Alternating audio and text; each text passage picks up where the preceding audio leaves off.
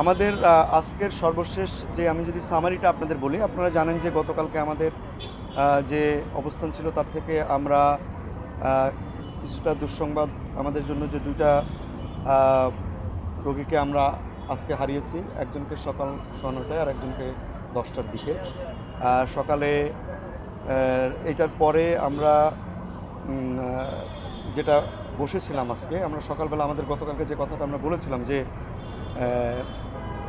আমরা বিভিন্ন টিম যেগুলো আসছে তাদের সঙ্গে বসে একসঙ্গে মিলে আমরা আসলে ডিসিশনটা যার ফাইনাল ডিসিশনগুলো আমরা আমাদের যে চিফ, প্রত্যেকটি ইউনিট চিফ আছে, তারা সবাই মিলে বসে আমাদের মাল্টিডিসিপ্লিনারি বোর্ড সহ বিদেশি যে ডাক্তাররা আসছে তাদের সহ সকালবেলায় আমরা বসেছিলাম, বসে একেবারে ইনানিমাস, মানে ডিসিশনের মধ্যে কোনো পার্থক্য নেই, আমরা ডিসিশনগুলো নিয়েছি। ডিসিশনগুলো নেওয়ার পরে আমরা আসলে আমাদের কার্যক্রমগুলো শুরু করেছি। আমাদের কার্যক্রমগুলোর মধ্যে নতুন নতুন কিছু বিষয় যেগুলো আছে সেগুলো যা করার দরকার আমরা সেগুলো অনুযায়ী করেছি।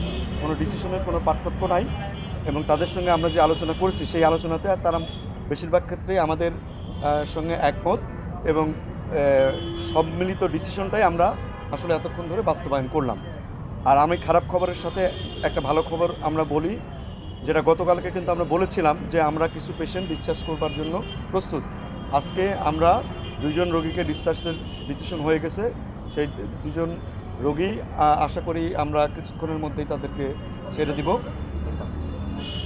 2 জনই বাচ্চা। এই হচ্ছে আমাদের কাছে আপডেট। এর সাথে আমরা আরেকটু আপডেট দিব, যেটা আমাদের ক্রিটিক্যাল পেশেন্টের সংখ্যা এই মুহূর্তে 4 জন এবং সিভিয়ার পেশেন্টের সংখ্যা 9 জন।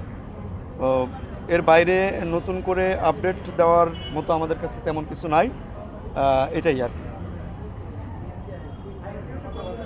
আইসিইউতে আছে আমাদের 4 জন রোগী।